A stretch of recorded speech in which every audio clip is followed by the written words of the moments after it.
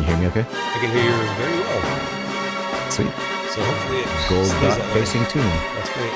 It's a little bit at an angle, but maybe it's okay. It should be straight up and down. Oh, yeah. You know I got diagnosed with OCD, right? So, sorry I'm a dick, but it's not my fault. It's a condition. Okay, you want to clap it in? All right. For my OCD? On 3. 1, 2. Man, it always looks perfectly lined up for me. I love it. Here we go. Okay, now here we go. Welcome back to Absolutely the Best Podcast, a work in progress. I'm Zach, and with me today is my good friend George. Hey. This is Series 1, Episode 28, and today we are kicking off Phase 4 of the MCU with Black Widow from July 9th, 2021. After we discuss the movie, we'll figure out where to place it in our MCU movie ranking and our mission to figure out which one is absolutely the best. As a reminder, we assume the listener has seen the movie before, and of course, there will be spoilers. But first, happy anniversary, George. Oh, happy anniversary, Zach. It's Has it been a year already? Today is 1 year anniversary from the day we recorded the Iron Man episode, the very first episode, full That's episode crazy. of the podcast.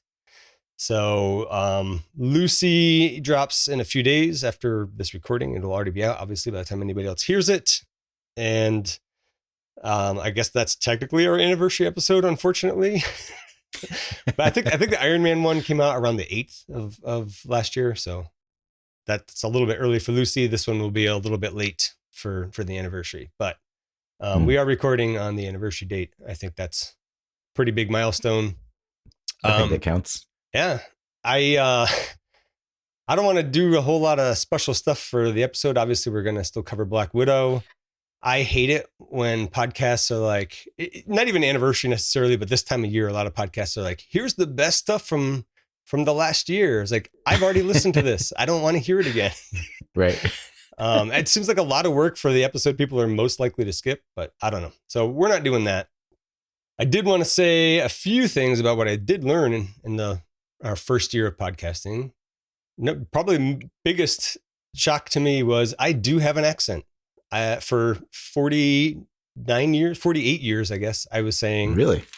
I don't have an accent. And now when I listen to myself speak, I was like, I say some words really weird that I did not realize. And I would count that as an accent. Do you think I don't have one? Because I'll accept that. Yeah, I don't think I've caught like the certain words that you say weird. Yeah, there's a few words here and there. I can't think of an example on the spot, of course, but every time I'm edit, I'm like, oh, why do I say it that way? That's strange. I mumble a lot. I've realized I try to talk clearly, but not always. And I misspeak a lot. I think I said one thing and I said something totally different. Probably the most important thing is, though, I don't hate my voice anymore. I didn't want to do this for the longest time because I hated the sound of my own voice, but I've totally gotten used to it.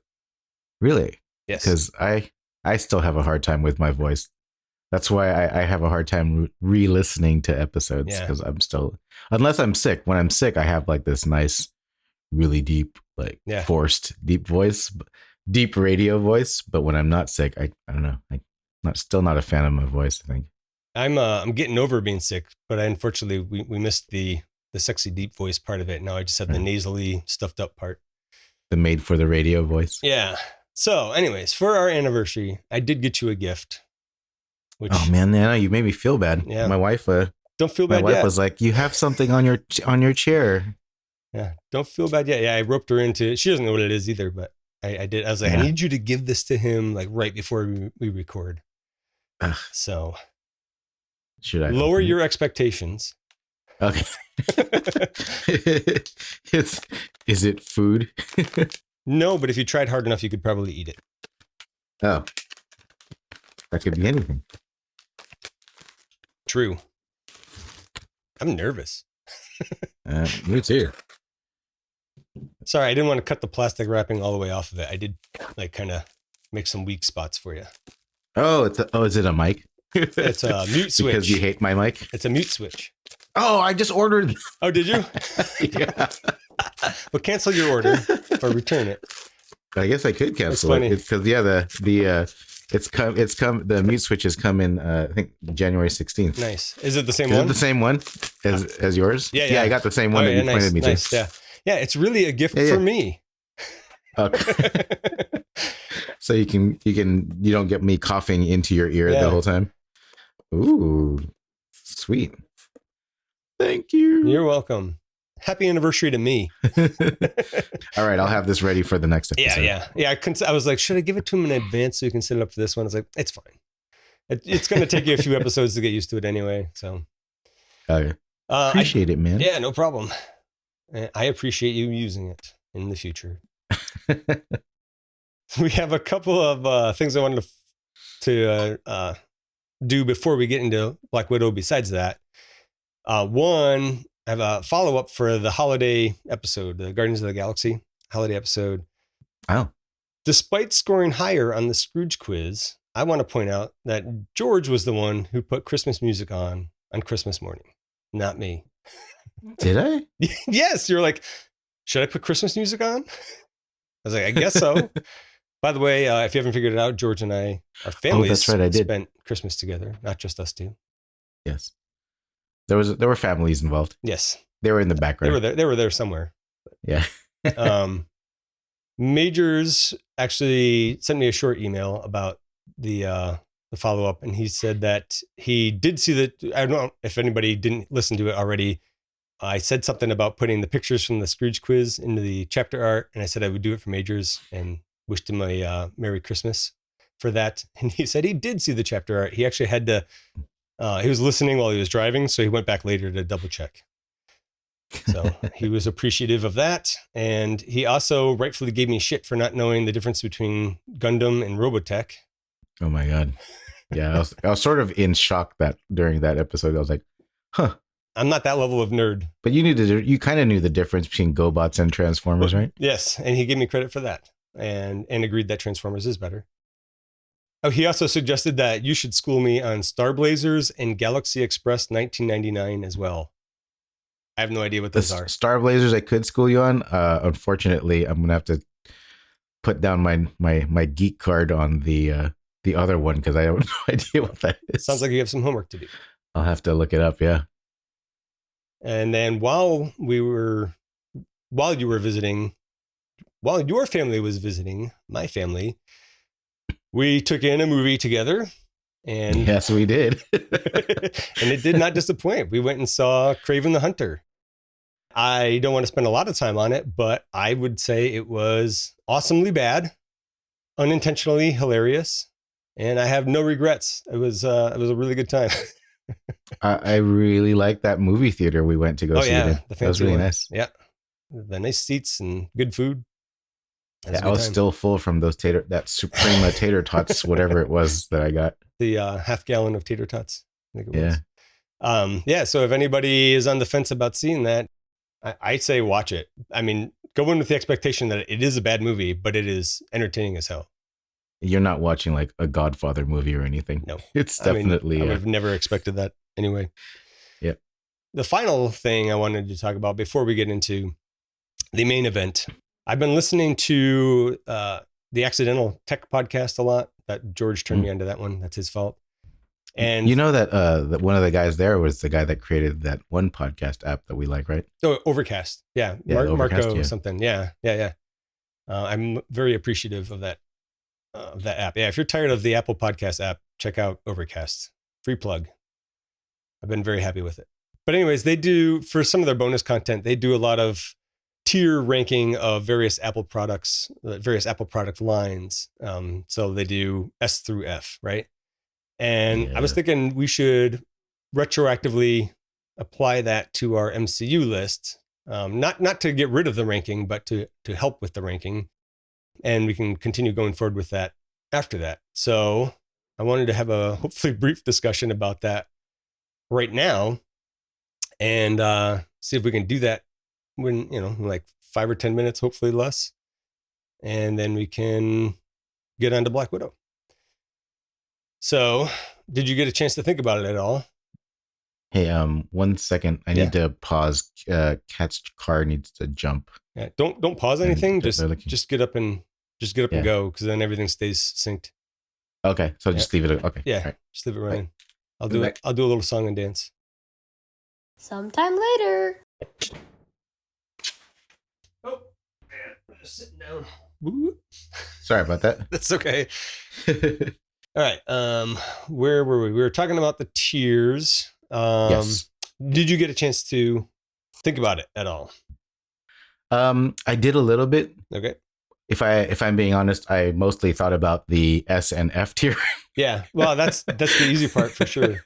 What? Yeah. So let's start with S. Let's start with S tier, and then all right, sure. So obviously, Endgame and Infinity War are S tier.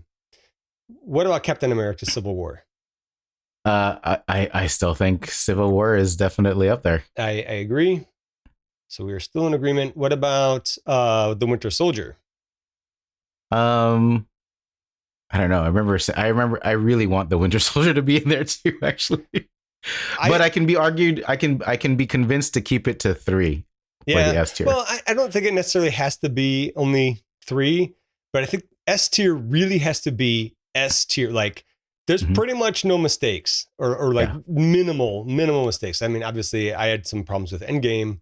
It would have been number 2 if I had my way, but that I feel like Winter Soldier, as great as it is, I love it. It is so good. It is like, just barely not 3rd place, right? Right. I think that that should be the A tier, the top of the A tier, personally. Okay. Because, there are certain things like like Black Widow has the photostatic veil that you never see until like the reveal at the end. I was like, they should have introduced that sooner, right? And the Mission Impossible. mask. And so there's a few things like that. I remember having a couple of minor issues with it like that. So I feel like that makes it probably A tier. Okay, so Captain America: The Winter Soldier, A tier. Guardians of the Galaxy, A tier for sure. Yep, A tier. Spider-Man: Homecoming, for sure. A tier. Yeah. Yep. Iron Man. I want to say Iron Man still A tier, but I know that right after that is where it starts getting into B tier. Okay. I was thinking Iron Man B tier. I think I'm just being hard on it. I think I'm being hard on it. I mean, I think I don't know. Okay, I might be the opposite of you, where I want to be hard on it, but it's still Iron Man. It's still the first movie that kicked off the MCU. Yeah. For me. I mean, I feel like it's got that. I feel like I gotta bump it into A for nothing else. Sorry, what was that last point? It's got a halo for me because it's the first movie. Yeah, and like it really did kick everything off. Okay, so Iron Man still A tier. Captain America: The First Avenger, I feel like it's B tier. Definitely B tier. As much as I want him to be A, I need to be fair. I think it's B tier. It's a great movie, really, really good, but it's not A material. Yep. So that means Black Panther is also B or lower. I would say it's B. Yep. Guardians of the Galaxy Volume 2. Definitely B. Thor Ragnarok. B. Avengers: Age of Ultron. I say B. Ooh, yeah. Captain Marvel. I still say B. I want to say B too. Thor. I still say B. Yep. B. The Avengers. I still say B. I agree. Here's where we're going to... The Incredible Hulk's where I think it definitely have to draw the line of it starting to be okay. All right. C territory. I thought we were going to have to argue there. Oh, really? Yeah, I definitely have it as C. I was like, that's a definite C.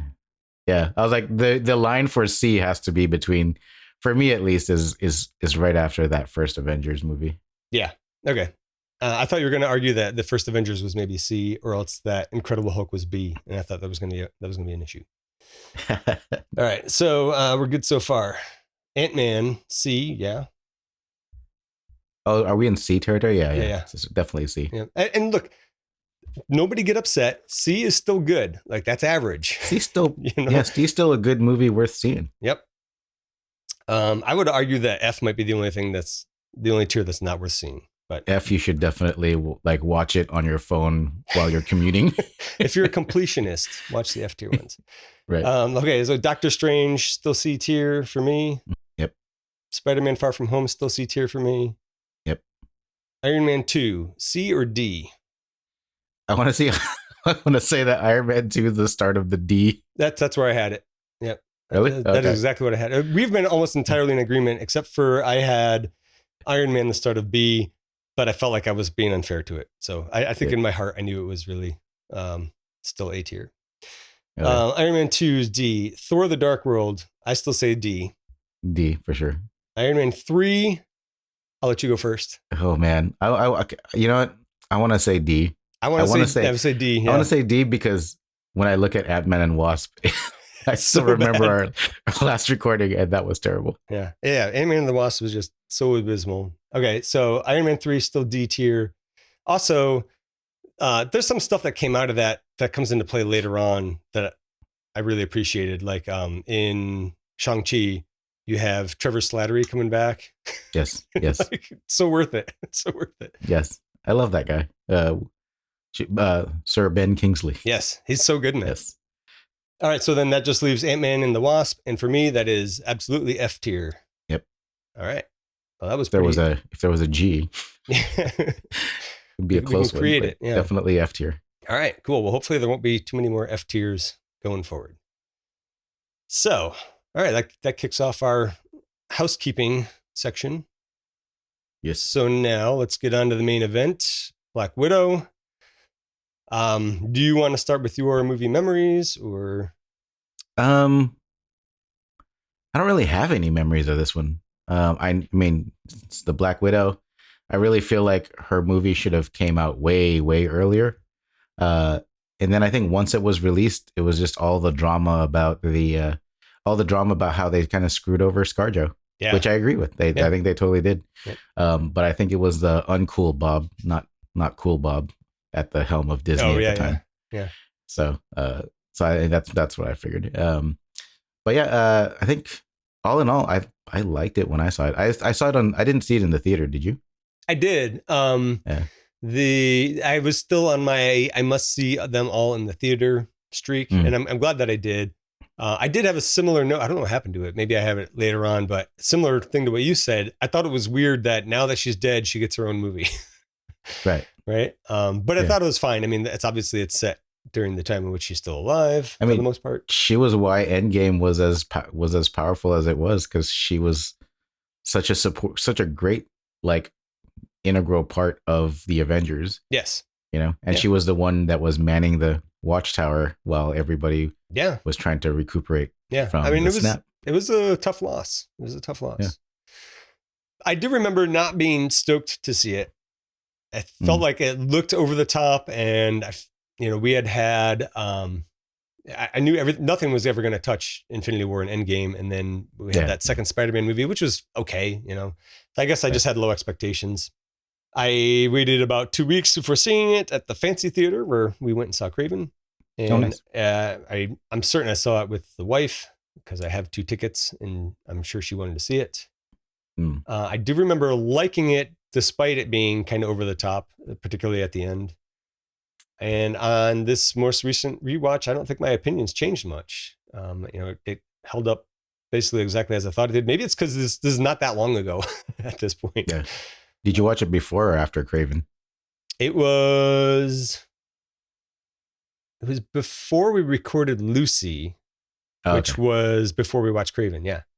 Okay. So why did you watch? You watched it before as well, didn't you? I watched it before Kraven too. Yeah.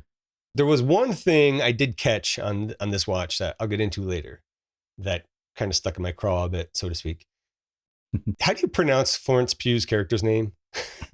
Is it Elena? Yelena. I thought it was Yelena. Okay, so I can't tell if they're saying Yelena or or if it's Elena. I can't tell if there's a Y sound. There's a Y there, and I'm probably going to accidentally say Yelena or Yelena a lot. So apologies. Yeah. If anybody is of Russian descent and listening, and feel free to email us. Right. Anyways, but she's kind of the best in this. I really like her a lot. We've mentioned Florence Pugh before. She's always great. And I think, if nothing else, this movie is making me really psyched for the Thunderbolts. Yes. Yeah. I just had one other note. There was no commentary. which I thought was weird. Oh, I didn't know that. Yeah, I looked. I could not find one. Were there like extra scenes? I did watch the extras. I had. Okay. I mean, most of it made sense. It was like either extended scenes. There was one. I don't think I have it in my notes later. There was one where they're on the red room, in the red room. And it's like an extended scene between Alexei and Marlena. What's her name? I have it here in a second. Melina. And there's like trying to be flirty, and it seems like it's improvised, and it was bad. So I was glad that they cut it.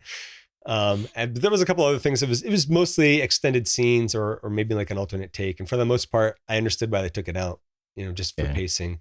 But I do have, there was one I think I'm going to talk about later. I will talk about that scene later because it had to do with the one issue that I found in this rewatch. So let's see. Black Widow is the 24th movie in the MCU series. It was written by Eric Pearson, who did the screenplay, and the story was by Jack Schaefer. I think Jack is short for Jacqueline. That's a woman anyway. And Ned Benson. I didn't recognize any of those names. Pearson, in one form or another, has contributed to multiple Marvel things, and he's one of the writers on the upcoming Thunderbolts. Asterisk. I keep forgetting to say the asterisk part. It's in the notes, though. Don't worry. Schaefer was writer, creator, and executive producer on WandaVision and Agatha All Along, and she was also a director for some of those episodes. And she was also an uncredited writer on Captain Marvel. And Benson didn't do anything that I was familiar with. So I have nothing to say on that guy. Sorry, Mr. Benson. I feel like now that I know that Schaefer was involved with WandaVision and Agatha all along, that kind of explains some of the humoristic notes in this movie. Yes, I see what you're saying. The movie was directed by Kate Shortland. She's done a good chunk of work, but none of it I was familiar with before this nor after. Yeah. The main characters, we have Natasha Romanoff, aka Black Widow, played by Scarlett Johansson. We've talked about her in probably more episodes than we didn't at this point. Yes. And not to mention Lucy. Oh, yes. And we just talked about her a lot. Yeah. Florence Pugh as Yelena Belova. We've talked about Florence Pugh quite a bit too. I think we were just talking about the Thunderbolts trailer, maybe. I think so. Or something. Also the Hawkeye show. Oh, yeah. We probably mentioned it in that episode where we talked about all the MCU TV shows. I like her. She's great. She's a great actress. Yes. Yeah. Well, currently one of my favorites, I would say. David Harbour plays Alexei Shostakov / the Red Guardian. I really like David Harbour. His Hellboy was not great, though. They just should not have made that movie. It's really too bad. Yeah. I don't know why they needed to do something totally different. Like, I don't know, maybe Ron Perlman didn't want to do it anymore. But yeah, that guy was a great Hellboy too, though. He was awesome. Yeah. Rachel Weisz plays Melina Vostokov. I think Rachel Weisz is underrated. Oh, I've loved her since The Mummy. Yes, she's a great actress. There's a couple of movies I put on the MCU adjacent list because of her. Right. The first being Constantine, which someday we will do. That's also a Marvel property, right? No, it's a DC. Is it? It's DC. Oh, interesting. I love Constantine though. Yeah. I haven't watched that in a long time, but we will get to that. It holds up. I'm sure it even does. when you rewatch it. Yeah. It doesn't it doesn't commit your cardinal sin of trying to explain magic with science. Right. Well, it's not even magic. It's I don't know. Supernatural. Yeah. Yeah. So, she's also in The Fountain, and I'm dying to cover that one. I should have picked that one for my next one, but I really wanted to rewatch Dread again. So, but it's got Hugh Jackman in it as well. And I don't think I've seen that one. Oh man, it's wild. Okay. It's wild. That one might divide us. It's one of my favorite movies of all time. But that's one of the time jump ones. Yeah, right? yeah. Yes, it's real weird, but it's great. I love it. It's so good. So I'll pick that one relatively soon. Okay. But we still haven't done Dread yet. We have Ray Winstone as Dreykov. I like Ray Winstone, but I mostly know him from Beowulf and Kingdom of the Crystal Skull, and those are not good movies. Yeah. This guy, I'm not going to pronounce his last name because it sounds like the F slur. OT, and his last, I don't even want to spell it. He's got an interesting last name. He plays Rick Mason. There you go. That'll work. Maybe it has that kind of pronunciation. I'm pretty sure it doesn't, but we'll take it. Look it up if you want to know what we're talking about. When I saw your notes earlier, I was like, Mason, what's your problem with Mason? Yeah, so he plays Rick Mason. I like the actor. This is the character is Natasha's go-to guy who gets her whatever she needs.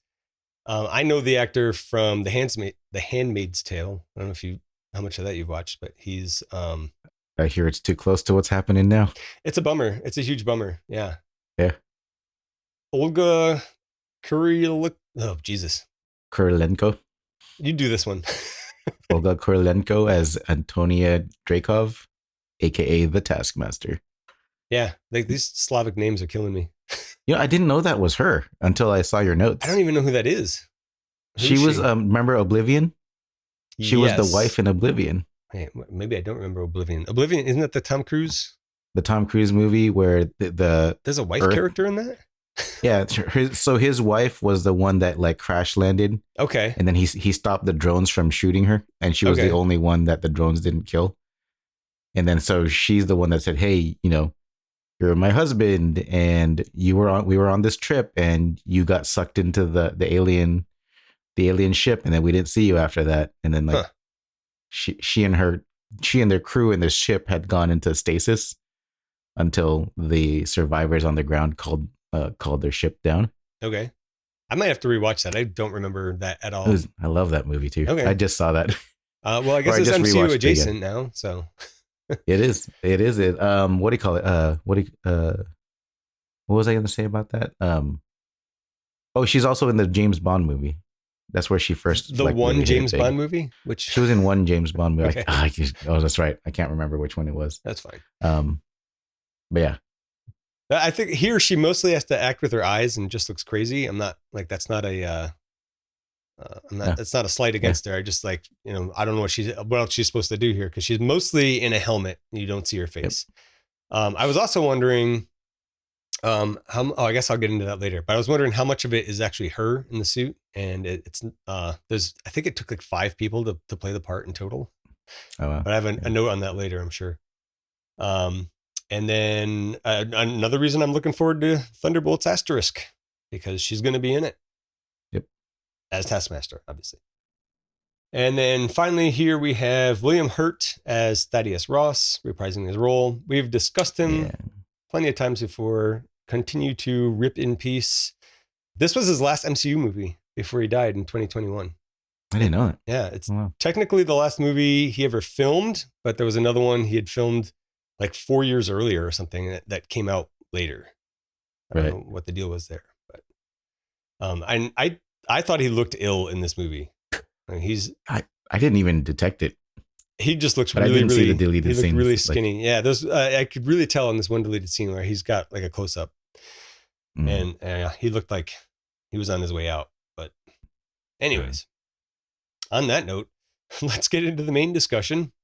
Did the big Ohio 1995 block letter titles remind you of Civil War as well? It did. Like every time I see that.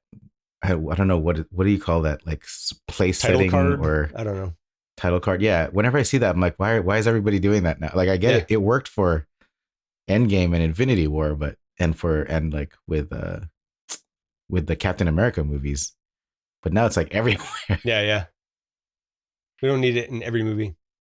So this opening scene mostly sets up the backstory for our main characters. We have little Natasha and Yelena playing.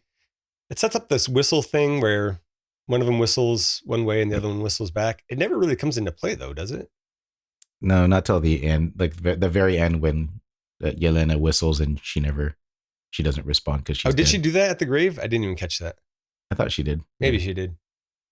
And then Mommy Rachel Weitz comes out to help the little sister when she falls and scrapes her knee.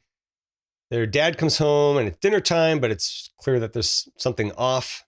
And it turns out that they have maybe about an hour to get the fuck out of there. It's not clear why yet. And we just know that there's something about them being deep cover spies or double agents or something. Mm-hmm. It was heartbreaking. Girls, you remember when I told you that one day we would have that big adventure? And today's the day. Yay! And Yelena's like the only one who's excited about it, right? Because what's her name? Natasha's old enough to know what's up, and obviously the mom does. But man, that was a tough thing to watch. I don't like lying to you tell your kids to protect them. I know. I don't like lying to my kids. I think I'm done with that actually. Now that they know about Santa. By the way, thanks for whatever you said to them that kept them from saying anything to the girls about Santa. I just threatened their lives. So the family gathers up guns and ammo and the only copy of this thing that is important. Do we ever find out what that is, by the way? I know he gives it to Dreykov in a bit, but well, wasn't it just like whatever they were in Ohio to pick up? Yeah, I'm sure that's what it was, but like, what was it? I don't know if we ever find that out. Was it so in the latest? So I watched What If over the weekend. Is it as bad as everyone says? Is it the time? I mean, it's not that great. But is it around the same time that Bucky killed the Starks? Because in the What If episode, they had overlapped. Oh, yeah, his time as the Red Guardian overlapped with the killing of Howard Stark. Be. And so it has something to do with that. Possibly, He was sent to get something. Okay, interesting. So then they take off in the family SUV and drive to a little propeller plane that they had stowed away for just such an occasion, I suppose. Little Natasha grabs some photo booth pics of her and Yelena from the truck before getting out. Seems like something that might be significant later, and it is. And then it turns out that Alexei, the dad, is a super soldier because he just flips a huge trailer out of the way. Oh, newsflash. I just looked it up. He stole research on the Winter Soldier program from Shields Institute. Okay, I guess that makes sense. Mount Vernon, Ohio. Yeah, I guess that makes sense because he's the only super soldier that Russia ever had, right? They probably wanted to make more. Good to know. Thank you. Some authorities show up and Alexei shoots at them while running for the plane while everyone else is getting in and getting ready to take off. The cops obviously return fire and the mom gets hit and then little Natasha has to help fly. But they manage to take off and then they fly to Cuba where they're met by crazy Russian dude Dreykov. And then this is where we find out that the dad is the Red Guardian. And we don't really know it yet, but they're not a quote unquote real family. They're not related by blood. They were just kind of placed together to be this spy family. Alexei gives Dreykov that important disc, which you just figured out what was on it. Natasha tries to defend her sister while her sister's being harassed by this regular soldiers, not super soldiers, because she ran after her mom, who was being carted away for medical attention because she was shot. Then the girls are going to get sent off to somewhere. I presume that's the Red Room. They don't specifically say that. It seems like Natasha has been there before and knows about it. Maybe they were both there before, and maybe Yelena doesn't remember. Maybe. I don't know. And then we get the opening credits. She knows enough to try to protect her sister from it. Oh, yeah. Yeah. I think Natasha knows what's up. Yeah. Then we get the opening credits. It gives you kind of a montage of a bunch of young girls basically being trafficked into the Red Room business, where they'll be sterilized and trained to be spies and assassins. There's some training and brainwashing montages over the years. And as disturbing as the content is, I think the credits are really cool. Like it's really shitty what's happening, but it was cool credits. And then in the, I called it the bummer remix of Smells Like Teen Spirit. Like Teen Spirit. That should bother me, but I think it fits here. The artist name for that is Malia J. I never heard of her before or since, but good remix. It was all right. Not bad. I'm not going to buy it, but I didn't mind it at all. You also see Ray Winstone's character in important political situations over the years. And then it's 21 years later. I'm assuming that's 2016, not 21 years after whatever it is at the end of the credits, because then it would be like 2026 and Black Widow would be dead. I think the year is 2016. The movie is supposed to be taking place between Civil War and Black Panther. And I think it's actually right after the airport scene in Civil War. This is something I didn't catch until I started looking into it. Yeah. Because I think Natasha's still at the airport, right? She's in some kind of airport bathroom, right? And Ross shows up outside and he's telling Black Widow that she's in violation of the Sokovia Accords. He wants to make an example out of her for assaulting the King of Wakanda. Recall that she tasered T'Challa to let Captain Bucky escape. She calls Ross and he tells her they already got Barton, the Falcon, and Lang, which we kind of knew already from, that was the end of Civil War, right? Yeah, where they're on the raft. Yeah. She tells Ross that he shouldn't have bothered. She's done. She's not even where he's at. She says she's not at the airport. Okay, so I was basing my, oh, he is at the airport. She's not. Okay. I was basing my thought that she was still at the airport because there's this, the SWAT team or whatever they're called goes into that airport bathroom, but she's not there. So that still tracks. We see that she's on some ferry boat.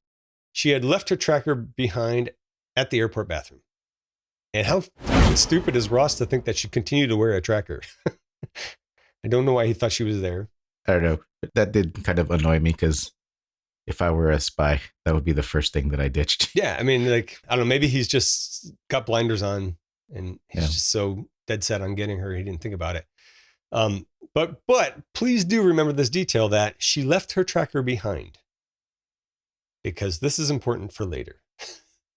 Oh. Now, meanwhile, Elena is in Morocco working with some other Red Room agent. They're after a rogue widow with a package. Tell me if I'm wrong here, but it looked like the part where that rogue agent gets hit by a car, that looked like some coincidental accident, right? She like comes out of a door in an alleyway and a car hits her, and then Elena's able to catch her. Was that just a freak accident? You mean like in real life or like while they? Well, no, I mean it was planned for the movie, but in the life of the movie, in the reality of the movie, it seemed like it was just a fluke, which is kind of dumb. I mean, flukes like that happen in real ops, I imagine. I guess so, but I mean, it would make more sense if she had like run into a busy street or something. But it was like an empty alleyway, and then all of a sudden there's a car driving through there. It was really weird. Minor gripe there. So they fight, and Yelena does a cool Arya Stark move where she drops the knife from one hand into the other. Yes. That was pretty cool. I love that. She finishes off her target, but not before getting sprayed with some red mist thing. And this ends up being a kind of de-brainwashing spray. And then Elena's like, what the actual fuck is going on here? Before she dies, the Rogue Widow gives Elena more of the red mist vials and tells her to free the others. Then Elena cuts a tracker out of her leg and scrams before her partner can find her. Then the partner lets Dreykov know that Elena is a deserter and asks to activate the Taskmaster protocol. And even I knew that Taskmaster was somebody the first time I saw that. I was like, that's not a protocol, that's a person. Taskmaster is also not a very flattering name to give to somebody. It's not a very it's not a flattering title. No. It's like, do it's my not bidding. Somebody that you call to make sure your boo-boo is fixed. So now we cut to Taskmaster. I'll say they for now. I'll call Taskmaster a they because I think you're supposed to assume it's a dude. In the comic books, it's a dude. Okay. I was going to ask about that. So they are all kitted out in villain uniform with a full helmet that looks like a skull, which is pretty cool looking. They're studying some video of two people fighting. Maybe I won't say they because it sounds like I'm talking about more than one person. But then I feel like I'm being critical of non-binary people. Taskmaster is studying some video of two people fighting. I think this is Hawkeye and Black Panther from Civil War. Like it's a top-down view. I think so. I had to look real closely. I mean, it's obviously Hawkeye because somebody's shooting arrows. Now Natasha is hiding out in Norway. She meets up with her old pal, Rick Mason, who hooks her up with a remotely located trailer to crash in for a while. And he gives her some new IDs. He also brought a box of her stuff from the Budapest safe house, quote unquote. Which they keep referencing. They keep referencing and not really giving us what happened. What happened? I'm like, Right. are we finally going to find out what happened with her and Hawkeye in Budapest? Like, what was the Budapest thing? Right. They never really tell us what happened. I was gonna say, spoiler alert. They still hint on a lot of things happening, but nope. Maybe that's for the better because maybe Yeah. they don't really have something. And then Right. if you're forced to write something in, it might be bad and disappointing. Yeah. No, they're both too old to play younger versions of themselves if they do decide to make the Budapest mission. No, I mean, there's the de-aging thing. has been really good. That's true. Or they could turn it into a comic or a cartoon, I guess. Yeah, I won't watch it then. So Black Widow, I'm going to say Natasha because there's so many widows in this movie. They're all Black Widows. Right. Natasha puts that box in the trunk of her car, but don't miss the slow push in on the black case that's in that box. That might be important, right? Just a little. Shortly thereafter, the generator runs out of petrol, so she has to head into town for a refill. And on the way, she damn near gets blown off the bridge by Taskmaster. This is another thing that was like, is this a coincidence that she ran out of gas? Like just coincidentally? I just don't even know how the Taskmaster even found her. If Right. she was, Because that if was she my was thing. off grid and that one guy is the only guy that knows her. That was kind of my gripe here was, Right. at first I was like, oh, Taskmaster messed with the generator. But Right. then why wouldn't Taskmaster just be waiting right there for her, right? Which is clearly not Right. the case. So I guess it just happened to run out. And then she was driving to town. It was Taskmaster on the way there and saw her and was like, oh, I'll just handle it here on the bridge. I don't know. Right. That's a lot of griping for the level of actual level of complaint that I have. It's not that big a deal. I was just thinking about it too hard. So they get in a fight on this bridge. And it looks like Taskmaster has a vibranium shield. I forgot to go back and listen to the sound that it made because you were saying you didn't think it was vibranium. I thought that Cap's shield was the only thing outside of Wakanda that was vibranium made. Right? I don't know. Because Tony hadn't made any vibranium armor or anything. No, but maybe else had. Ultron he had that vibranium body, and maybe they. But that was the only thing. But that was from Claw's stash. Right, but I mean, what did they do with his body afterwards? I'm saying maybe they turned it into another vibranium. Plus, I don't know, what's Russia might be up to something. Ultron's body was Vision. Oh, that's right. It became Vision. They used everything to be Vision, and then Vision died in Wakanda. Yep, that's true. Okay. Yeah. There's atoms of vibranium all over the place. Yeah. Anyways, I don't know. I thought it was vibranium. I'll try to remember to go back and listen to if it made the vibranium sound or if it was just, I don't know. I guess heavy enough steel would also deflect bullets. So I'll fix this in post, but it's not vibranium. It still looks cool either way. Yes, I'll give you that. It's clear that Taskmaster is after that black case that was in the Budapest box. They do some hand-to-hand combat, and Taskmaster starts imitating Natasha's moves, which is kind of Taskmaster's thing. And Captain America's moves. And Hawkeye's moves. Yes. Yeah. She just stores it all. Yeah. Or they, Taskmaster. It's pretty cool when Natasha gets the shield for a bit too. I like that. Yeah. That was neat. But then she gets kicked off the bridge and into the water.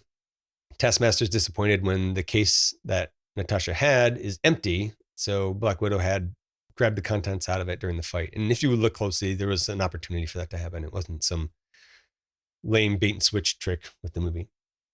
Yep. Because I checked. And I appreciate that they didn't do a flashback to show her taking it. Right. It was good enough. Not like those scenes where somebody gets shot and they have to open their jacket to reveal the bulletproof vest. Yes. Yes. You always have to do that. You got to let the audience know. Why are you alive? Well, let me explain how bulletproof vests work. Exactly. So now we see that the stuff that was in the package that Natasha has, it's the red stuff from before that, unblack widows people. Notably, the picture of Lil Nat and Lil Yelena is in there that she had taken out of the SUV earlier on. So I guess we know who sent it. So now Natasha goes to Budapest to see Elena. It's not clear to me how she found her sister. I guess that was just a place that they used to go to, this Budapest safe house. They have a pretty good sibling rivalry fight. I can't say that word.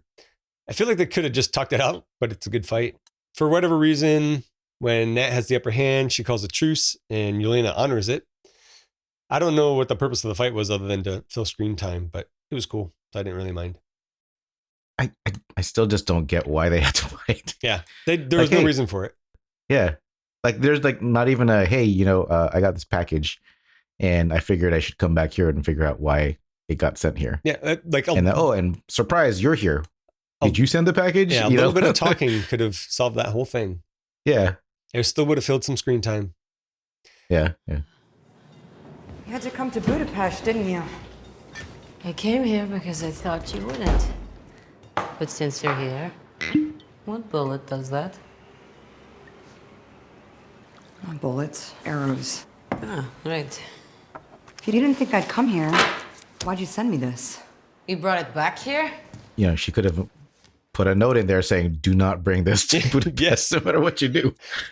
Something on the back of the picture or something, right? Right. Get this as far away from me as possible. Or like, this is what this is for. Do this with it. Yelena explains that the red vials contain a counteragent to chemical subjugation. It's anti-mind control. She also breaks the news to Natasha that Dreykov isn't dead and the Red Room is still up and running. So lots of good news. Yes, the best news. We learn that with the help of Clint Barton, she thought that she had killed Dreykov as a final step in her defection to S.H.I.E.L.D. Then a bunch of Black Widows show up at the apartment with automatic rifles and shoot up the joint trying to kill Natasha and Elena, presumably. Then we get a pretty good foot chase after that. Natasha takes a bad fall, but not as bad as one of the widows. Just flashing back on that big fall for the other widow. Yeah, it wasn't good. That sucked. Dreykov makes that widow blast herself in the face, like remotely. He's got some kind of remote mind control over them. Not like with his brain. He's got like a computer does it. Right. That's the part I also don't get. Like it's like he can tell them exactly what to do regardless of. Because it seemed like, so later on when they find Melina, she's at the pig farm, right? And she's doing that basically to the pigs. Right. But it sounds like that hadn't been implemented into the Black Widow program yet. Right. If it had, that would make sense, but it doesn't sound like it had. Like it was a breakthrough just the other weekend. Yeah, that's what it seemed like, right? So anyways, that widow's dead. And now Natasha believes, Yelena, that the Red Room business is still booming. Like there were two of them. Why didn't they just put a vial in each hand and then just like slap a Black Widow every time they try to attack them? And then just freed. That would have been. Freed 10 of them. And then they wouldn't have been so lopsided. And they would have their own little army too. Yeah. So a vehicle chase ensues. Taskmaster's in some kind of armored vehicle chasing after our heroines on a motorcycle. And then Natasha and Yelena get into a stolen car. And there's some widows on motorcycles giving chase too.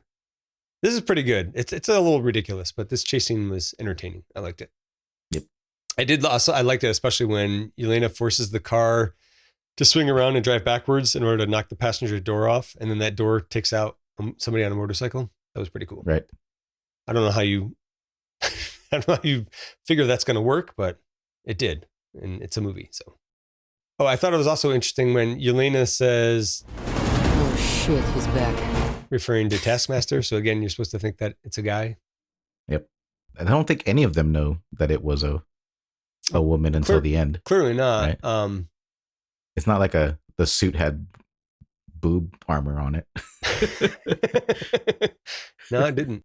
I don't know about you. I feel like even the first time I saw this, I knew it was a woman, or I just assumed that it was a woman for some reason.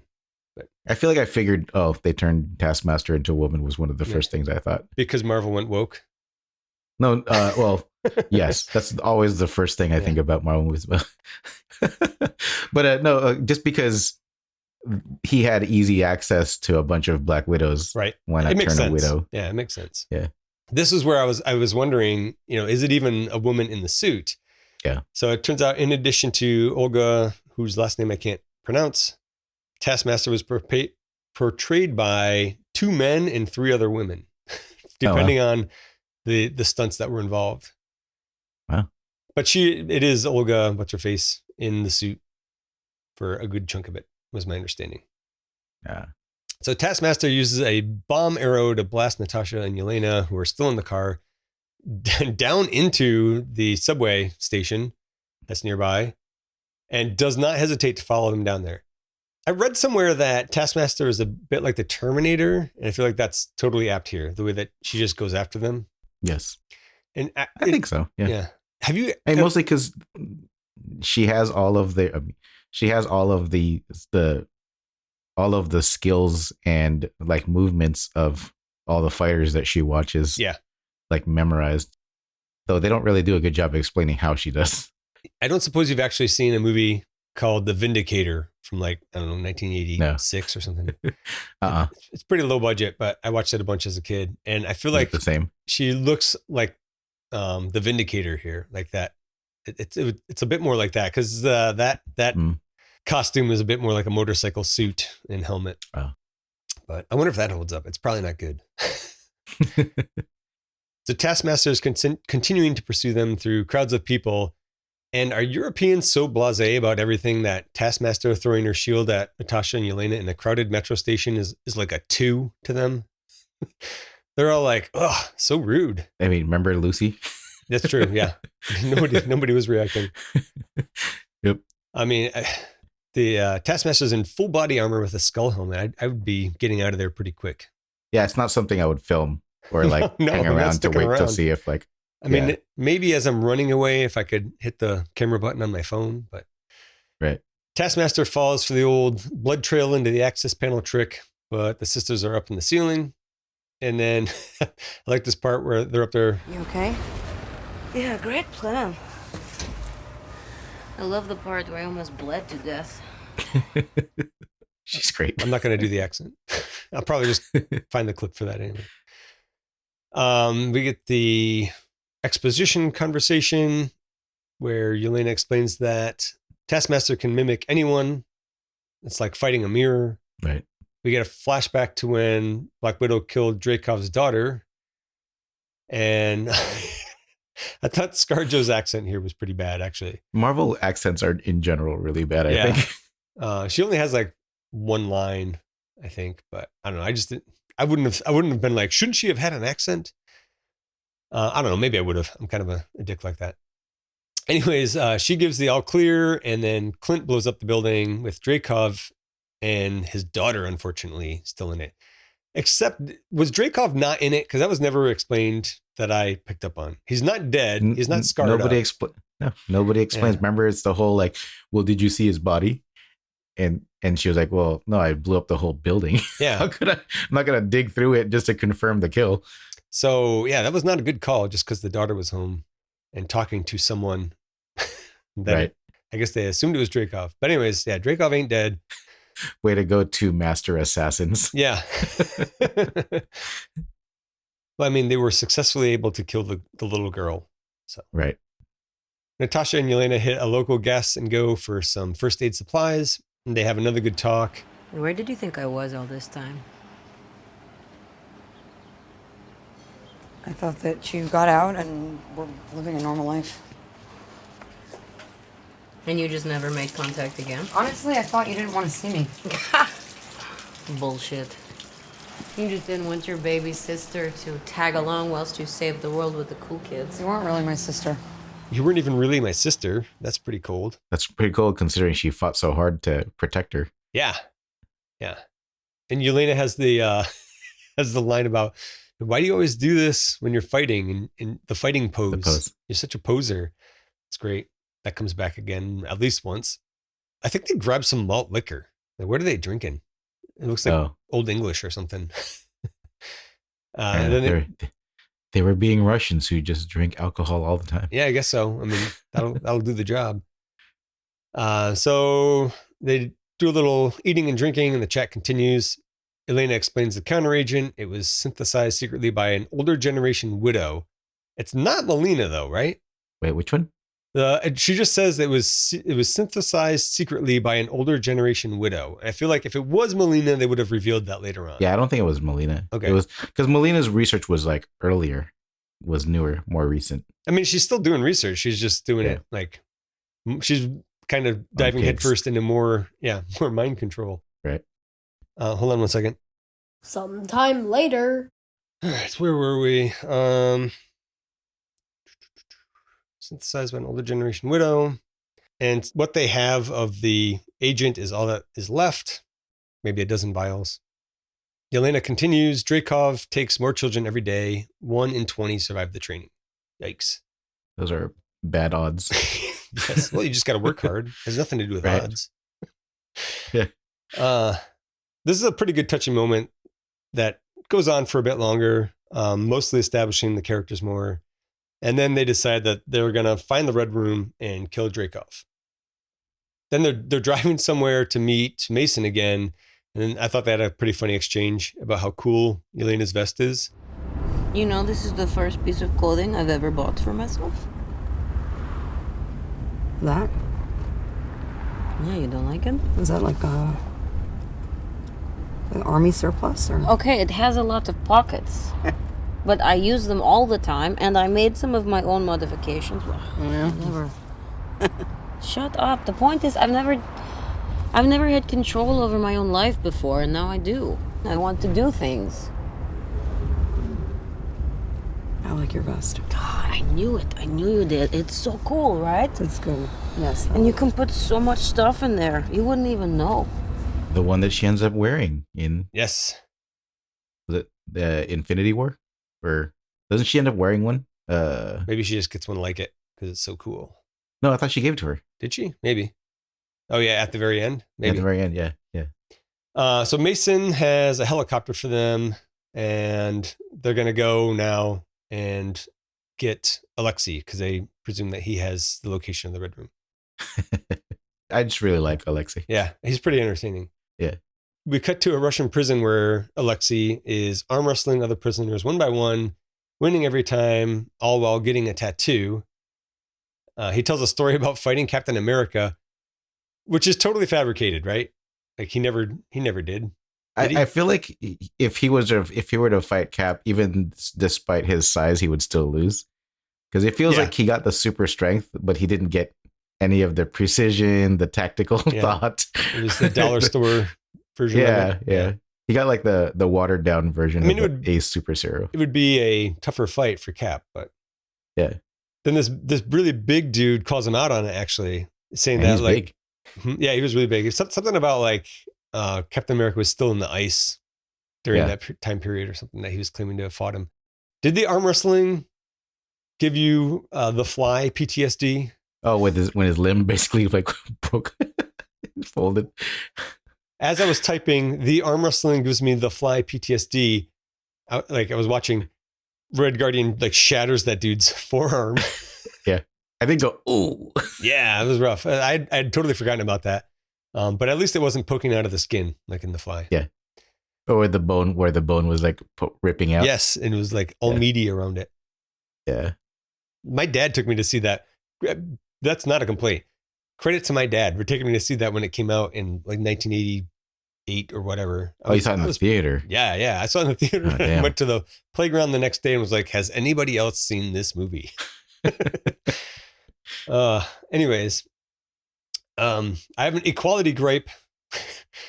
Red Guardian says, "Are you going to cry, little girl?" Which is sexist and uncalled for.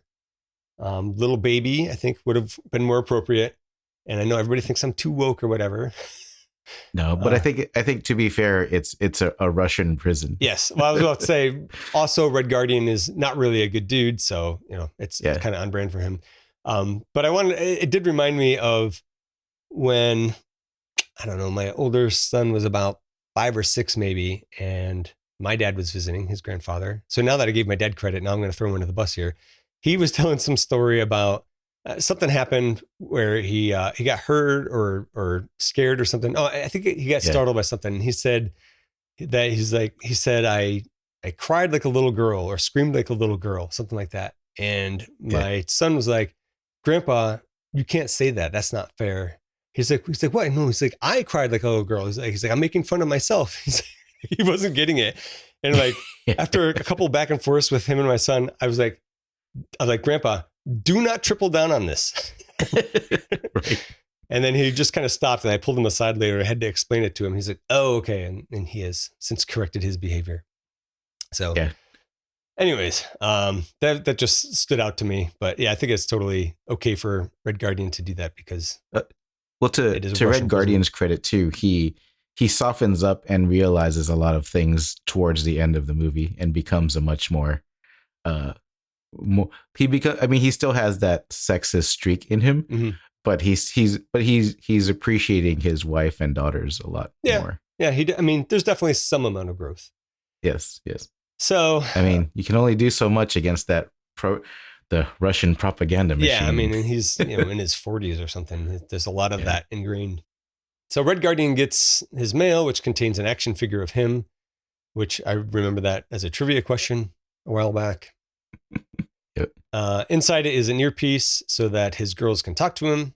They're in a chopper and about to break him out. He starts a riot as a distraction, despite being told not to make a scene.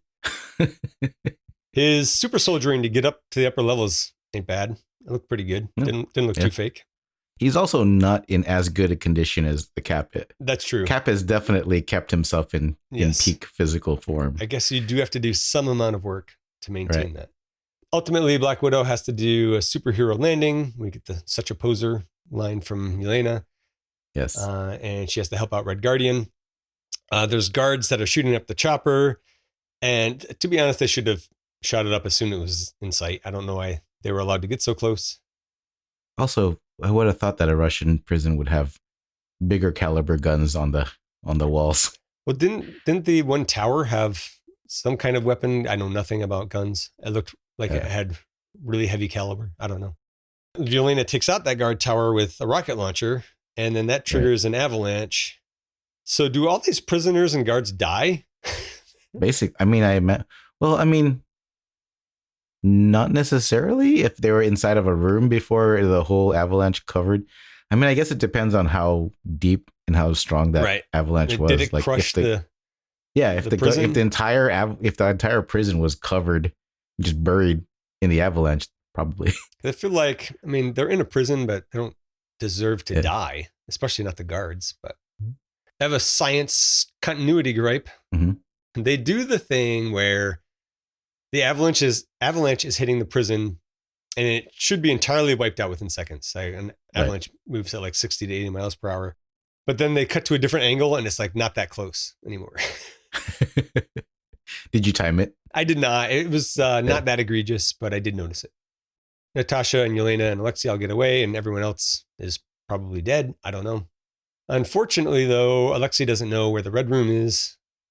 Fortunately, he says Melina does. She worked directly for the Red Room, and she still does remotely from St. Petersburg, not the Florida one. I don't know why Melina wouldn't have been their first choice, because their dad always seemed like kind of a not all there. I don't know about Yelena, but Natasha thought the Red Room was done, and so maybe she just thought that Melina was somewhere unfindable. I don't know. Yeah, or also done. Yeah, I got a good chuckle out of Yelena saying she doesn't think there's enough fuel to make it there.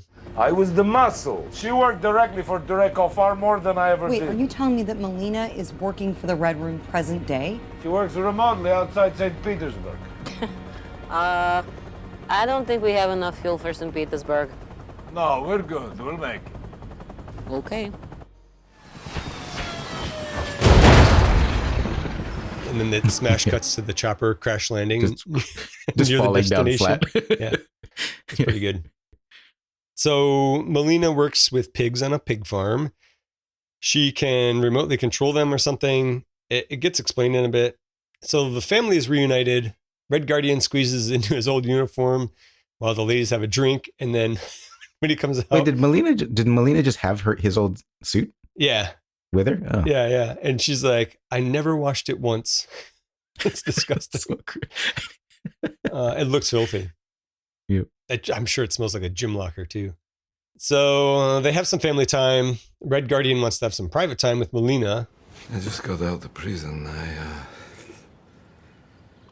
have a lot of energy. Oh, please don't do that. Melina seems reluctant to tell them where the Red Room is, and she does a remote-controlled pig demo. She can make it stop breathing through an interface on the tablet. She explains how it works, and you might be expecting me to have science gripes, but it all kind of went over my head. So good enough for me, I guess. It was enough biology, which doesn't interest me, where I was just like, whatever, that's fine. Sounds good. She did call it the key to unlocking free will, which I took issue with because it's more like hacking free will to take it away. Right. But isn't that why she called it the key? But it's like more like the key to locking free will rather than unlocking. Maybe that is what she said, and I misunderstood. Dreykov has chemically subjugated agents around the globe, so this technology seems like the next step. Elena's pretty upset by this because she was one of those chemically subjugated agents. She says this was the only family she ever had, and then it was all fake. Then she storms off, and Alexei goes after her to talk with her. There's some interesting backstory that comes from Natasha and Melina continuing to talk. Yeah. Natasha was selected from a program for genetically superior infants, and that her real mom was killed by Dreykov. There's some other good moments that I'm skipping over because it's probably not that interesting to talk about. And then Melina comes clean and says she already alerted the Red Room and that they'll be there any minute. I'd kind of forgotten that part too. Importantly, now it cuts to Alexei talking to Elena in the other room, and we don't see what's happening with Natasha and Melina during that part, and it's going to matter later. Right. I am reaching for fish. Oh, I lose balance. Ah, splash. My hands go in the river. In this weather, frostbite sets in quick. My father, he go toilet on my hands. Oh my God. Urine is 35 degrees Celsius. Staves off the frostbite. How is this relevant? You know, fathers. And she calls him the stupid Crimson Dynamo. Is that like a... Is that a... Crimson Dynamo was a Canadian. Wait, no, is it Canadian? I Let's just say it's Canadian, but it is a so people superhero. will tell us we're wrong. Yeah. I'm sure I'm wrong. Is it lame?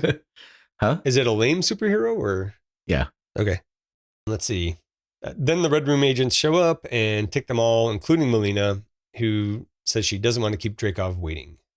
So good news. They wanted to find the Red Room, and that's where they ended up. The Red Room is a flying fortress, which should be stupid and impossible, but I kind of like it. It's pretty cool. I don't know how it stays aloft, and I don't really want to know, to be honest. It's like it looked like very similar technology to the old Shield aircraft carriers. Yeah. The ones from Civil War, I think. Or no, was it Civil War? It was the Winter Soldier. Second Avengers, wasn't it? Or no, the first, it's the same one. It's in the first Avenger.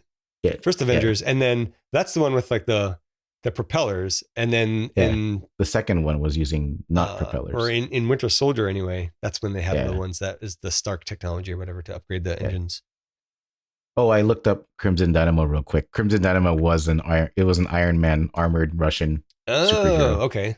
So who always got his ass beat. So like Red Guardian is there, Captain America, Crimson Dynamo is there. I think is there Iron Man. Okay. I think the point she was trying to make is he was a big disappointment because Crimson Dynamo never won. I feel like it was more of an inside joke for the audience, but yeah. Do the Widows not know that they're way up in the air in this training thing? But they have to know, right? They can't be that. I would think so, but then why wouldn't Elena have known that it was up in the air?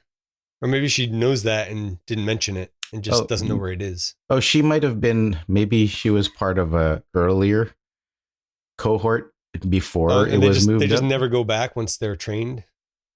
Yeah, like they become like sleeper cells that basically activate whenever they get a phone call or something. I don't know. Okay. I'm stretching, but they didn't really explain. Yeah. That could be it. Melina goes to see Dreykov. He wants Melina to identify the weakness, quote unquote, in Yelena so that no one else can get de-brainwashed or brain dirtied. Melina. Yes. Exactly. Scare quotes on Melina. Some scientist doctor types are going to cut Yelena's head open to try to figure that out, basically dissect her brain. Dreykov also wants Natasha under chemical control to have an Avenger under his hand, which makes sense. That'd be cool. Then, it was a photostatic veil thingy, and it's Natasha, not Melina. Right. And I was thinking, hey, good thing Scarlett Johansson and Rachel Weisz. Rachel Weisz, thank you. Good thing they're the exact same size so that their skin tight uniform swap was unnoticeable. Yes. Or it would have been like that Kraven episode when the chameleon showed up. Oh, yeah. Well, at least he was a different size. that made sense. That was hilarious. I thought this was totally forgivable. I'm just calling things out. Yeah. So, of course, locked up in the cell next to Alexei is Melina and another photostatic veil to look like Natasha. So I guess Natasha had 2 of those, or maybe Melina also had one. I'm not sure. You don't carry around a photostatic veil? If I had one, I would. So I guess that proves your point. Melina is able to let herself and Alexei out since she designed the cells herself. She really is a jack of all trades. More good news, Melina has stashed a blade in Yelena's suit and stuck a communicator in her ear. So Yelena is able to free herself, and things are starting to not look too good for Dreykov right now. I was chuckling because I was remembering him going like, hey, how come I don't have a communicator in my ear? That was pretty good. Nobody wanted to tell me the plan. Yeah. There weren't enough. There's a quick flashback, which this one I didn't really know if it was necessary. I kind of had figured it out already. But Natasha and Melina make a plan, which this is right after Melina had said that she alerted the Red Room already, and Alexei and Yelena were in the other room talking back at the pig farm. Mm-hmm. So the plan was once they're on board the Red Room, Melina will start the descent protocol. Nat will activate her tracker so that Ross will come for them. And I'm like, record scratch. Didn't she leave her tracker in the airport crapper at the beginning of the movie? Maybe she has a backup one, just like she has 2 photostatic. I guess maybe. So that's like a major plot hole to me, except that it's not at all critical to the plot because like Ross doesn't need to come for them. I just hate that such a glaring error was needlessly made. And actually, I think it probably happened. I think they did like a rewrite or something or filmed multiple things and they just didn't catch it when they were cutting things up because there is an alternate scene. I'll talk to that in my proposed changes later. But yeah, I was like, wait a minute. And I didn't catch it till like this last time we watched it. I was like, wait a minute, why does she still have the tracker? She left it behind for Ross to find. Anyways, back to the present. On the Red Room Flying Fortress, I have a science gripe. Elena wipes Sharpie off her face with a tissue. That shit is never coming off. Is it like a faux? Because the faux Sharpies come off pretty maybe easily. it's what do you call it? Where you write on the blackboard? Wet marker or like a dry erase. It's a dry erase board. It's a dry erase board. I think her face was too greasy for a dry erase board. I'm just joking. It's not a real gripe. Her task now is to get the antidote and expose all the widows to it. But why didn't Dreykov just incinerate that? Like, why does he still have it? Why does he put it in cold storage? Typical bad guy. When you're a bad guy, you have to have your version of the Star Wars vent that you can shoot a missile into. Say, you have to have an Achilles heel. It's yes, by law. It's the only way to legally be a bad guy. So Dreykov, I thought he was pretty ice cold, telling Natasha about her mom and her mom's name, and he describes like this burial site with a tombstone, and the name it said on it was unknown. That was cold. Yeah, that was unnecessary. I mean, it was great for the movie, unnecessary for the world of the movie. That's pretty mean.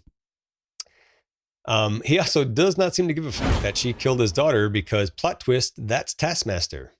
It's not a dude at all. It's Olga. Yes. And they show her without the helmet on. And I think they should have gone further with the burn scarring. Don't you? I mean, if she was blown up and like, it's like not even half her face. It's like one side of her face and her neck a little bit. But you want to hint at like how pretty she could have been if she. But I mean, if she just turns to the side, you can't even tell. Yeah. But anyways, yeah, I would have liked it to be a little more graphic, but that's just me. Dreykov says he had to put a chip in the back of her neck, and that's why she can mimic everyone's fighting. But he doesn't explain why he had to put the chip in her neck. Like even that chip wouldn't have been able to control her muscles the way that Taskmaster moves, right? I don't know. Maybe it could. Did you ever see Upgrade? I did see Upgrade. That's what that reminded me of. I guess that's fair. Universes colliding. Dreykov has had about enough of Natasha's crap right now. So he sends his daughter, Taskmaster, to go kill the others, Yelena, Alexei, and Melina. Natasha points out that was a dumb move because what's going to stop him from killing her now? But then she can't do it. She can't go through with it. Because he smells so good. I was like, this is so gross. She has a pheromone lock, and smelling his pheromones prevents her from doing violence against him. I don't love it, but it does pay off. Do you think this would have turned into a totally different movie if the smell of him turned her on? That's the adult film version of this movie. The Black Widow, the untold story. There's got to be. What really happened in the Red Room? Yes. Oh my God. This joke is writing itself. Okay, I'm sorry. No, it's fine. I'll stop. It wasn't a complaint. I was just like, you could describe this movie just as is, and it's kind of already there. Yep.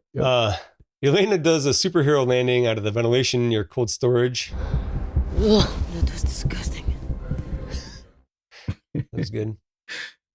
But she did that. She said that about her landing. Yes. When she landed like that. Yeah. She's like, ugh, disgusting. She eventually gets the vials. I'm skipping a lot here because it just goes back and forth between various parts of the ship. Melina starts the landing sequence, but Dreykov immediately shuts that shit down. Alexei fights Taskmaster. Natasha antagonizes Dreykov until he hits her a bunch of times. And let's see, Dreykov has a little typical villain monologue where he says like one of the grossest things. He's like, I use the only natural resource that the world has too much of, girls.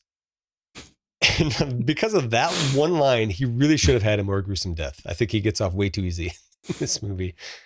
Anyways, after he tells her his entire plan in a tropey bad guy way, she thanks him for his cooperation, and we get another brief flashback to Natasha and Melina planning. This one I thought was a little more necessary. Melina tells Natasha about the pheromone lock, and she says that she has to sever this nerve in her nose for it to not work. Right. So then back to the present, she smashes her own face into the desk to sever the nerve. If this was the plan all along, though, why didn't she do it sooner? I also don't get why she didn't just put cotton up her nose. Yeah. Or I don't know, maybe real quick Melina could have jammed a screwdriver up there or something. I don't know. I guess you got to be a little more careful. You got to do it more delicately, like with a desk. Dreykov alerts the widows before Natasha can stop him. So let me back up for a second. With the destiny, I wish that it had been more of a coincidence. I don't know how they would have explained it, but I wish it had just been kind of a coincidence that he broke her nose and she couldn't smell him anymore, and then she could. And then she figured it out. Yeah, and then maybe somebody later on could have been like, how did you get past the pheromone lock or something? I don't know. Maybe that would have been dumb too, but. So anyways, Dreykov alerts the widows before Natasha can stop him. Melina gets trapped by some guards, and she destroys an engine in the process of escaping. So now the whole Red Room is going to go down. But who designed this thing? Probably her. Right. I can't survive one engine failure. Like there's no redundancy. The helicarrier survived two going. Yeah. Well, one of them was definitely down, and there was another one failing, and that seemed pretty unreasonable that wasn't making it go down. Yeah. Melina helps Alexei lock Taskmaster in a cell. Natasha's about to kill Dreykov when all the widows come in, and she has to fight them all while Dreykov gets out. Obviously Natasha doesn't want to kill them, which makes it a little bit harder. She tases a bunch of them, but then the widows get the upper hand, which really should have happened way sooner because they're all trained Black Widows. I guess they're still in training. That's what I was confused about. I was like, either they're just not that good, or she's really, really, really good. It's all their first day. Right. Then Yelena throws an antidote bomb into the mix, and now they're all free. They're all not brainwashed anymore. And that's really not going to work out well for Dreykov. So the plan is everyone's got to get out, but also kill Dreykov. Natasha nabs the database of girls and a couple of vials of antidote that didn't get ruined before piecing out of there. Then shit's blowing up all over. Some widows escape in a jet. Melina and Alexei get in another one. Natasha lets Taskmaster out of the cell, who does not kill her, mostly because the place breaks apart before she gets the chance. But she did try to hurt her, right? Yeah, she was just about to, and then the place like broke apart. Yeah. And then she tries again later. Dreykov and his men get in a jet. Then Yelena gets on it and fucks it up, blowing it up in the process. But now, and so that's the end of Dreykov, but I guess we didn't see his body, so maybe it's not the end of him.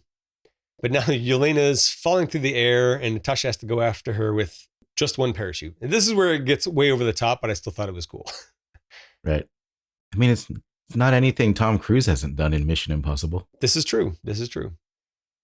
Getting to Yelena was the easy part. Now getting down is a little more difficult. There's a lot of debris falling out of the sky, and there's also Taskmaster falling out of the sky.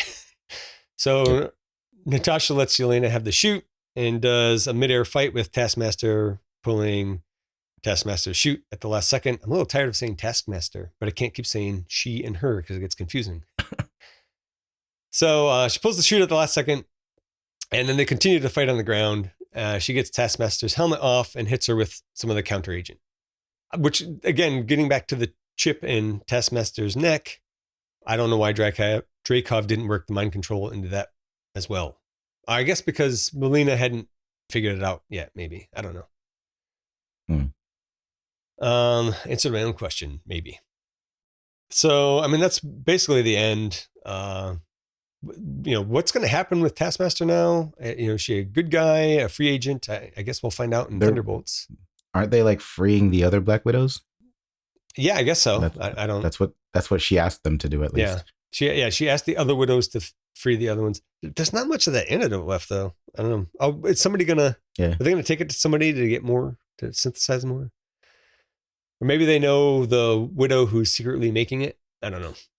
Maybe they'll take it to Jesus and he'll tap it and turn it into multiple vials. I feel like they should work Jesus into one of these movies. He is the original hero. I don't know. He's the original zombie and the original superhero. All right. So long story short, all the widows take off. So does Taskmaster, Yelena, Alexei, and Melina. Black Widow sticks around to deal with Ross, who traces her tracker that she somehow still has, thanks to the big plot hole.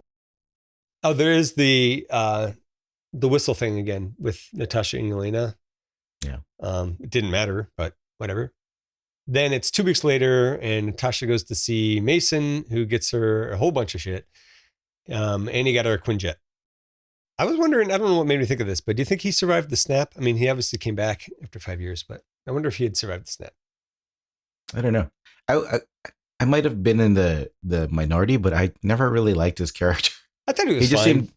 I thought he was fine, but it just seemed like it was like one of those too convenient. Oh, here's somebody. I mean, he is a MacGuffin. We've never seen. Yeah. Huh? Yeah. His name should have been Mason MacGuffin. That's kind of why I'm just like, about his character, because he just kind of seems like. Because also, I think in the beginning I was also kind of suspecting him for telling the Taskmaster where she was. Yeah. Because he was the only one that knew where it was. I mean, I feel like he would do anything for money. So that's possible. Yeah. That's interesting. I like that. Right. So let's see. Oh, Natasha says she's going to go break her friends out of prison, which I think makes sense. Maybe. But weren't they already on house arrest? I don't know. Scott was already on house arrest. I don't know about Falcon and Hawkeye. Wait, when? Oh, yeah. At this point in time. So anyway, she's just going to break her friends out of prison. So anyways, that's it. That's credits. But she wasn't there when Captain America's face showed up at the raft, right? Yeah, maybe she got there just after him. This is what happens when you make the Black Widow movie like years after. Yes. Yeah. Anyways, that's it. There's credits, and then there's a post-credits scene which takes place after Endgame. So Natasha's dead, and Yelena goes to visit her grave. Which I guess is more of a memorial, because I don't think anybody went back to Vormir to recover the body. She's approached by Valentina, Elaine from Seinfeld plays her, who I guess she's been working for, given the conversation that they have. And then I guess, so Valentina is doing this thing where she's like really sneezy and runny nose, and she's having to blow her nose, and she says it's her allergies. I wonder if was that a deliberate choice for the script, or did she happen to be sick that day and needed to cover it up? I couldn't find anything on that. I keep thinking of her as what's his name's wife, the guy from Black Panther, the Sherlock, not Sherlock Holmes, but the yes, I can't think the of the Hobbit guy. Yeah, I can't think of his name right now. I know what you're talking about. Yeah. Another Ross as the character name, but Everett Ross, but I don't remember Everett Ross. Yeah. The colonizer. Yes, that's funny. Because she's his ex-wife, right? Oh, really? I don't think I put that together. It does sound familiar now that you mentioned. That was in Black Panther 2. Oh, okay. Well, yeah, I didn't watch that more than once yet. So yeah, that yeah, that does. My bad. Sound I didn't familiar. mean to bring up bad memories. That's all right. It's going to be a rough episode. That might be another F tier. We'll see. Right. I'm hoping not. So, anyways, Valentina gives her next target, the man responsible for her sister's death, and it's a picture of Hawkeye. But why does Valentina want him dead? They never explained that. Yeah. I mean, hopefully they explained that in Thunderbolts, actually. Maybe, but I mean, I feel like maybe I need to rewatch Hawkeye because they do follow up on that. She shows up in Hawkeye, and then Hawkeye she's hunting him in Hawkeye. Yeah. Actually. And Hawkeye has to convince her that he did not. In fact, kill. Was it because he was running around as Ronin? Oh, maybe. Yeah. Maybe she was. Yeah. Maybe he was taking out some of her guys. That would make sense. You're a pretty smart guy, George. Let's go with that. I try. So, anyways, that's it for the movie. So, do you have any proposed changes? I kind of just wish that we'd gotten Mason earlier in Winter Soldier or like any of the other movies that she was in. Oh, like established him a little bit? Yeah. Yeah, like just instead of just him coming in from out of nowhere. That's probably my biggest gripe because he just seemed like too conveniently placed. Yeah, I think that's a reasonable change. Yeah. I can't remember all the other stuff that we mentioned earlier in this podcast, but there were a couple of little a lot of it was that we had. A lot of it was little gripes. Yeah. I thought it was a little long. I would have liked to see it come in under 150. I feel like a lot of the scenes, not a lot of the scenes, but several of the scenes seemed like they went on a little too long. Oh, the sister fight too, that one. Speaking of scenes that didn't need to happen, you could have eliminated that. Yeah, it was a fine fight, but it just added to the runtime. Yeah, like the jailbreak part, I felt like that went on too long. The family reunion scene leading up to the Red Room, grabbing them all that could have been trimmed down a little bit. I also would have liked a reminder of the photostatic veil earlier on. To see Natasha use it once real quick or something. It wasn't really a problem for me because I kind of dealt with that issue in The Winter Soldier when she used it out of nowhere. But for people not familiar with that movie, it might have been nice to have it here. I don't think it would have been a giveaway. It's not like it's Chekhov's photostatic veil, right? Right. And then the tracker problem would be my major change. I don't think she even needs Ross to track her at the end. She could just call the super secret government hotline. Yes. So just leave that's all she had to do. Just leave that out entirely as well. Like, there is something though in a cut scene where Ross has captured Mason and he's trying to get Mason to tell him where Black Widow is. And one of Ross's guys comes out and he says, I found something. And it's like this to-go box from a fast food place, and inside it is some Garmin GPS device with, I guess, a location on it. I don't know. And a note from Natasha that says, come after me. So I feel like they were going to address the fact that she didn't have the tracker, but somehow it got in there. And how did she just mailed it over there super fast? Well, it was wherever they had raided. I don't know. Yeah, it doesn't really make sense. Maybe that's why they cut it. Maybe. Yeah, maybe there's probably even more to it that they needed to cut out.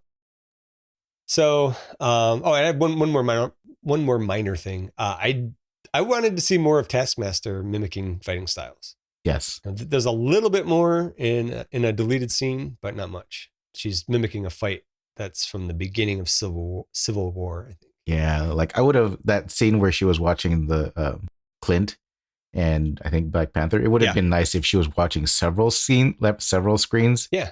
And had like Spider-Man on the other one, and totally some be other, able to, right? Yeah, yeah. And what would have been cool if Shang-Chi was in there? Shang-Chi, Spider. Then she would have been like super badass. Yep. So anyways, that takes us to ranking. On Rotten Tomatoes, it's 70% with top critics with 6.6 out of 10. It goes up to 70%. Yeah, goes up to 79% for all critics with a 6.9 out of 10. It's 91% with the verified audience with a 4.4 out of 5. And it drops to 78% when you look at all the audience, so all the trolls, which is still pretty good if it includes all the anti-woke trolls. And the average score there is 4 out of 5. So people rated it pretty highly. Yeah, I think so. And rightfully so. So what, let's start with a tier. Since we introduced that, which tier is this for you?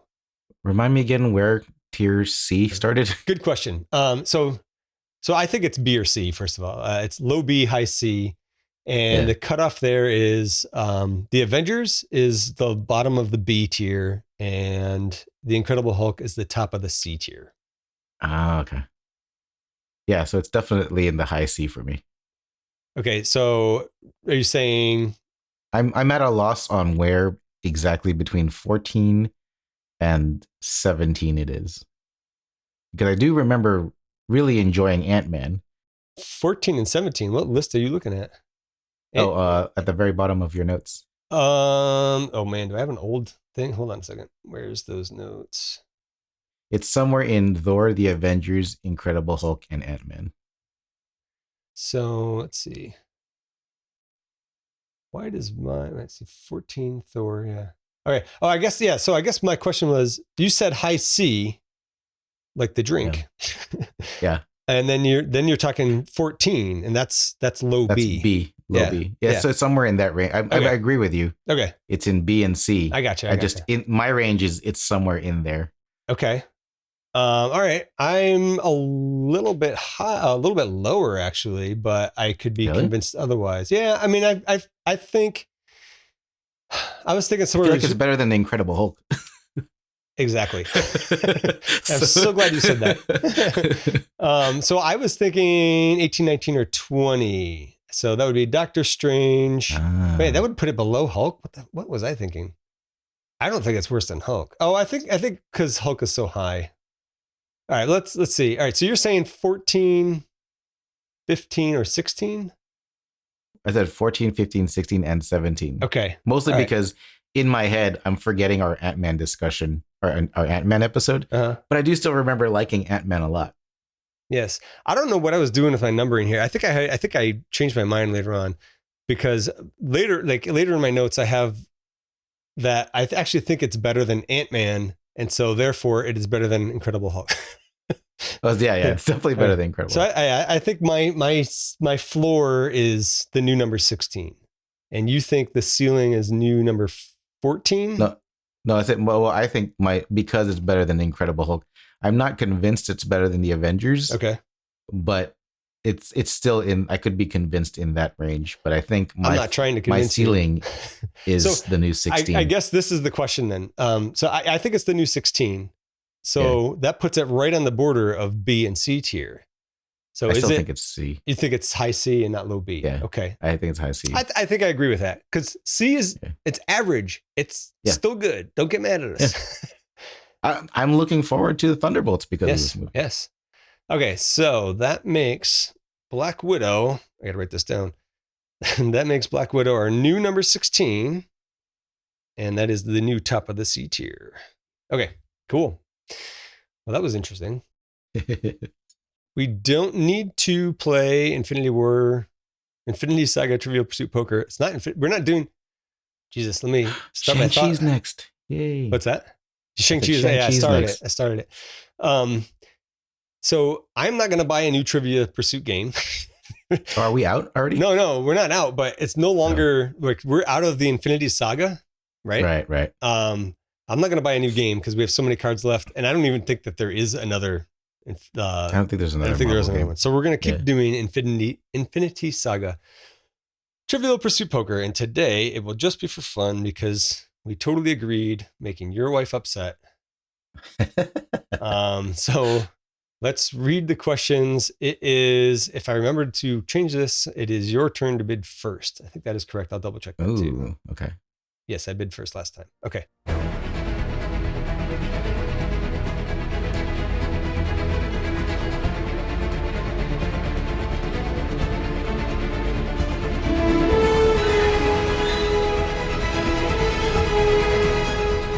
Wow, that's really vague, that second to last question. Okay, I'm ready when you are. I think I know 3. I'm going to let you go because I know 2 and I think I could get a guess, but it doesn't really matter. So let's see. George, you bid 3. And let me find the answers and then I will read you the questions. Question number 1. Ultron appears in which film of the Marvel Cinematic Universe? That's easy. Avengers Age of Ultron. That is correct. That was one of the ones that I knew. What procedure does Dr. Strange wish people would call the Strange technique? A laminectomy, suboccipital craniotomy, or neuroendoscopy? I don't know, so I'm just going to guess with laminectomy. That is correct. I would have guessed suboccipital craniotomy. Oh, I didn't guess that one and the second and third ones because they sounded brain related, and I knew he wasn't a brain surgeon. Oh, interesting. Well, definitely neuroendoscopy. Yeah, they do. Laminectomy. What kind of surgeon is he? I forget, but laminectomy. It sounded like something to do with like hands. I don't know if delicate. I don't know if it's specifically only the back, but a laminectomy is part of what they do when you have like back surgery to like when you have like a disc that's pinching a nerve. Part of that is in your spine. Laminectomy. Yeah. My wife had one of those. That was a lot of fun. Oh, cool. Actually, back surgery is really interesting. And it doesn't go like this for everybody, but for her, she was like basically crawled into the hospital. Obviously they wheeled her in, but like could not walk and was after surgery up and about, no problem. I had no idea it was that bad. It was pretty incredible. Yeah. But yeah, not everybody has that outcome. So we were lucky. So next question. What old S.H.I.E.L.D. colleague does Hank Pym reluctantly see for help in finding Janet Van Dyne? I know this isn't the answer, but I know that he was formerly Goliath. Yes, that's all I could think of too. I couldn't think of his name. I was like, Goliath? I was going to say Dr. Morpheus, but I know it's not. It probably would have been a better movie. Yeah. It's Bill Foster. Bill Foster, that's what it was. It was not really on the tip of my tongue, but I was like, if I had a half an hour to think about it, I'd come up with it. Yep. What item does Hope Pym enlarge to stop 2 motorcyclists pursuing their van? A Pez dispenser. I'm giving you the credit for that answer. Right. A Hello Kitty Pez dispenser? Yes, full credit. It doesn't say that. It says candy dispenser. Oh, but lame. Whoever did that. If you had said candy dispenser, I would have said wrong. I need more detail, but that is correct. Okay. So that's 3 you have, right? Yeah. So you got your 3, you win nothing. You win getting to answer the next 2 questions. The most vague question we've had yet. What does Odin tell Thor about the nature of Asgard? Asgard is not a place. Asgard is a people. Okay, I was incorrect. It's not that vague. Oh. That is 100% correct. It's very good. And then what scientific effect does Tony Stark theorize Dr. Eric Selvig would have to stabilize in order to break the Coulomb barrier? That one I don't remember. Quantum tunneling. Oh. So I didn't know that either. So you got 5. Was that from the first Avengers movie? Let me think. What scientific? I'm totally blanking which movie that was from. I can see him saying something about that. The Coulomb barrier. Is it when they're talking to Tony out on his porch in Endgame? Maybe. No, because he wasn't. Because Dr. Selvig wasn't around then. No, but I thought maybe Bruce. Oh no, they hadn't seen Bruce. No, who would have known? Thor would have been the one who knew. Oh, in the first Avengers movie, it was. Okay. Maybe. Oh, did you just look it up? Yeah, I just looked it up. Yeah. Well, that's the easy way to do it, George. I was like, I'm not gonna get this if I, because I wanted to say the first Avengers movie, but I just had no idea which part. It was. I think it's because I think it was that little shield generator thing. Yeah. That was opening the portal. Okay. We'll go with that. The portal for the easiest army in the universe to beat. The giant Achilles heel. Right. Well, that's it for Black Widow. Next up for Series 1 is Shang-Chi and the Legend of the Ten Rings from September 3rd, 2021. Wow. If you want to contact us, you can email us at absolutelythebestpodcast@gmail.com. Join our Discord. There's a link in the show notes. And we also have some links there with a couple of ways you can help support the show. Leave us a review. Please help us spread the word. I forgot to do this part. Tell your friends, tell a pheromone, and tell a Black Widow. Thank you for listening, and have a great day. Have a good one. Absolutely the Best Podcast is a production of Audio Johnny, a subsidy of Corporation Johnny. Corporation Johnny. If it exists, we own it.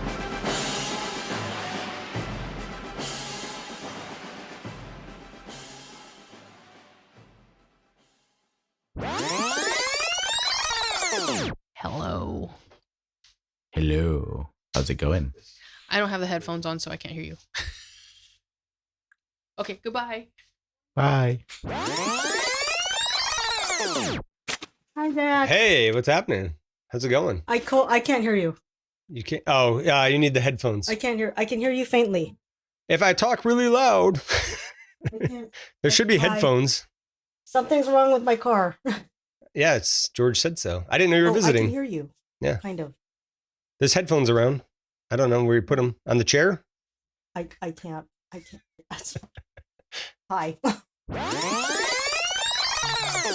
So I had an incident 2 days ago. I was recording with Retro Game Club as one of the hosts, according to him, his last episode ever that he's ever going to record. Why? He was just tired of it. He's been doing it like 15 years. And I guess he's about to hit 50 and he wanted to be done.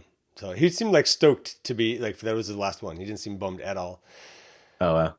But I started getting like nausea and vertigo like 10 minutes in. And I tried to... From? I don't know. I was sick or something. And I was like getting like flop sweat. And I was like, I tried to tough it out. I made it like almost an hour. And I was like, I am really sorry, guys. I have to go. I quit on it in the middle. And then like in the end, they were just like, I think it's best if we just edit around you. I'm like, totally fine. I don't care. Like, I wasn't embarrassed by it either. That, use whatever excuse you want, but right. It was kind of a bummer.